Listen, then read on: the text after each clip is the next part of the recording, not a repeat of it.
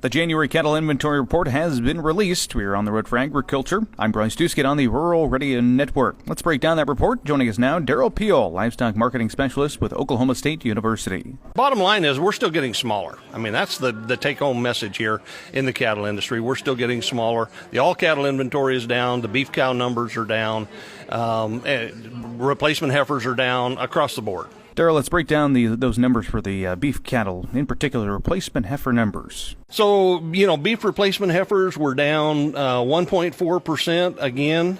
The beef cow numbers were down 2.5% from last year. And again, they revised last year's numbers down significantly or somewhat. No, actually, they raised them up just a little bit. I'm sorry.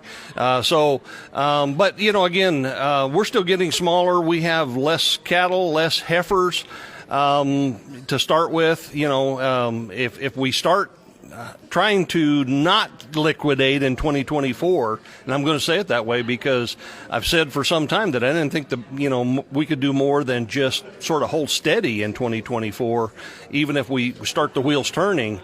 And this would lend support to that idea that, we've got smaller getting to this year, and it's going to be a slow, lengthy process to rebuild from. That $28.2 million for the beef cow number, is that a tad bit bigger than worst case scenario? It could be. Again, they raised last year's number by just a few thousand head. It's pretty close. It's about, it's within, 100,000 of what I expected for my pre-report estimates. It still makes it, I'll have to go back and verify for sure, but I think it makes it the smallest U.S. beef cow herd since 1961. Which is only 1 year earlier than last year's number. The all-cattle inventory at 87.15 million head is the smallest U.S. total cattle inventory since 1951. Wow. So it's been a long time since we've been this small on cattle numbers in this country. Now, Derrell, what do these numbers tell you about what's happening in the countryside? Well, I think, it confirms what we kind of figured out at the end of last year, and that is that producers are taking it pretty cautiously.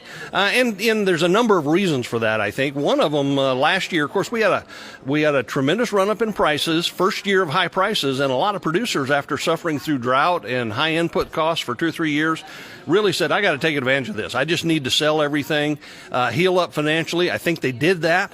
So it wasn't that they, couldn't be convinced to save some heifers. They just really had a short-run pressing need to not save heifers. I suspect that we will begin that process this year where we'll look more towards retaining those heifers. And we'll probably breed a few more heifers this year because there's heifers out in the country. Right now we're calling them other heifers, but we'll probably breed some of those before the year's over. That is Derrell Peel, Livestock Marketing Specialist with Oklahoma State University. We're on the road for agriculture, and you're listening to the Rural Radio Network.